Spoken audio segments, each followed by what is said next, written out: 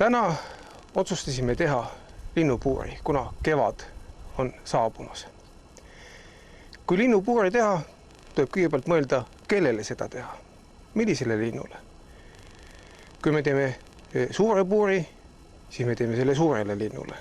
Kui me teeme väiksema, see tähendab, sinna läheb ka väiksem lind.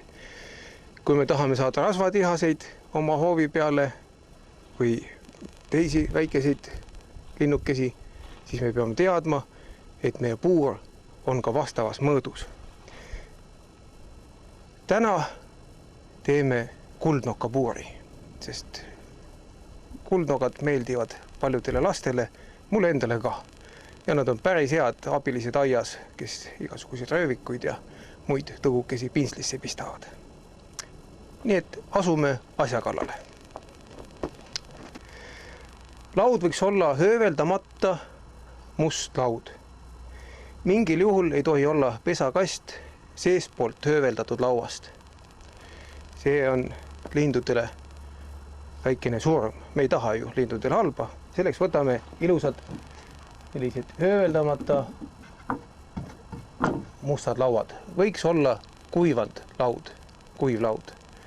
Märg laud hakkab liiga palju mängima. Järgmisena on meil vaja saagi, sest on vaja tükid parajaks saagida, mõõdupulka, mõõdulinti, et paika õiged mõõdud saaks, naelu, haamrit, pliiatsit ja võib minna vaja ka võib-olla peitlit, nuga ja kindlasti ka puur või oherd, millega auk sisse puurida linnule,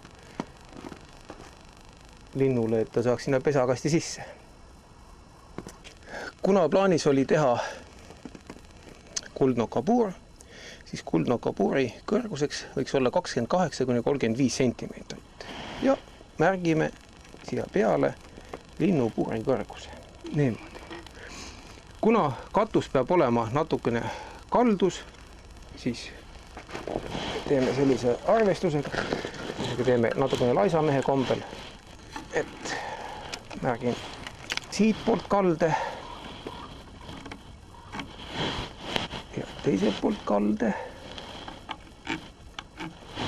ja ühendan need jooned oma vahel.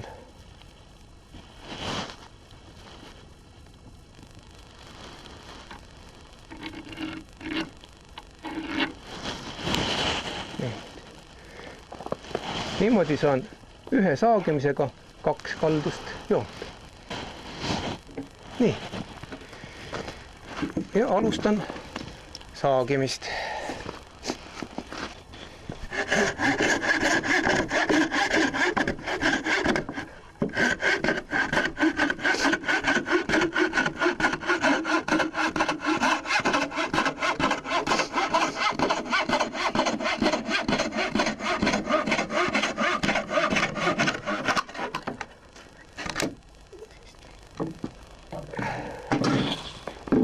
Niimoodi, nüüd on olemas 2 külge.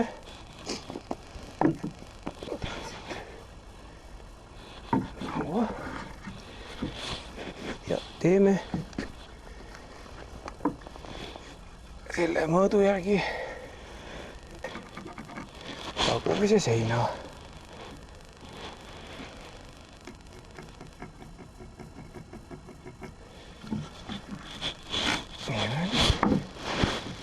Kasutame seda sama joonlauana. Natukene võib teha selle tagumise seina väikese nõksu lühema, sest meil tuleb katuse kalle ja muidu jääb siia kandma. Järgmisena teeme siis linnule ka selle avause, kus kohas tema saab sisse minna.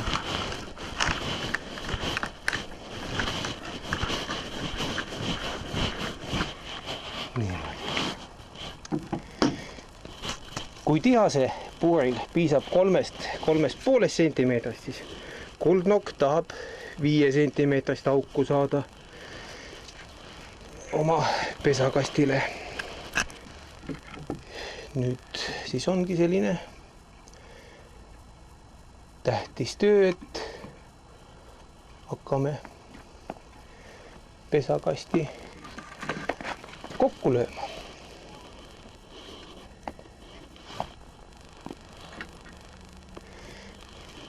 Et seda oleks mugavam teha.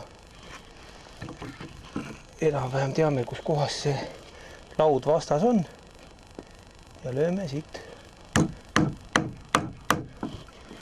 kõigepealt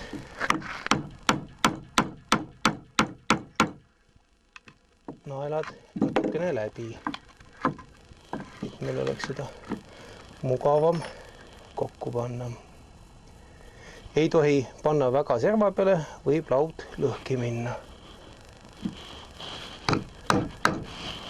Servast mõõdukale kaugusele.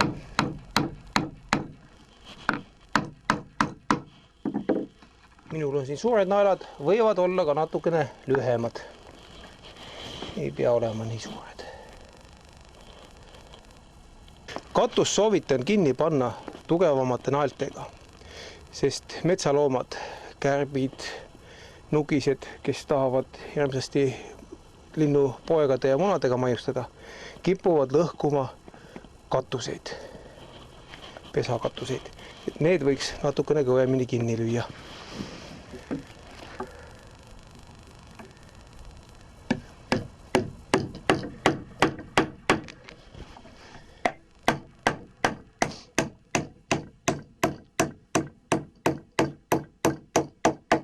Põhja tegemisel on tähtis see, et põhja saab lahti võtta, sest pesakasti on vaja aeg-ajalt puhastada.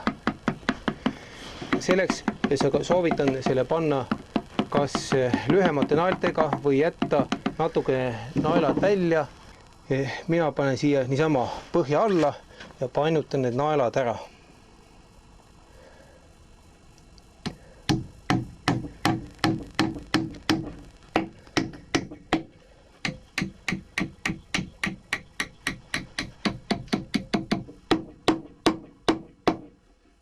Niimoodi. Ja kui on soov, siis võib veel siia teha väikese augu.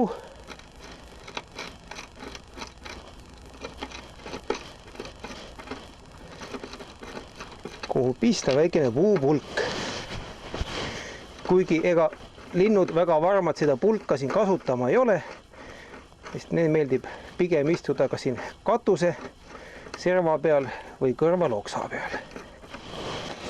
Kui tekib küsimus, kuidas see pesa puu külge panna, siis ei soovita lüüa naelaga puu külge. Lööge kahele poole 2 naela.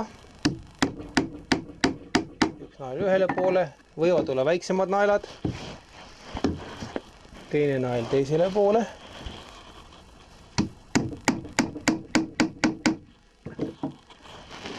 Ja siduge traadiga või nööriga ümber puu. Kui te linnupesa lähete nüüd paika panema puu külge, siis vaadake niimoodi, et kassid ja muud loomad hõlpsasti sinna ligi ei saaks. See tähendab, et ta ei tohiks olla mõne puuoksa ligiduses. Et tal siin kõrval on kohe puuoks või all on puuoks, et kus oleks sellel, kes korja soovib, hea toimetada. Ja on vist kõik. Võib selle pesakasti panna juba paika lindude tulekut ootama.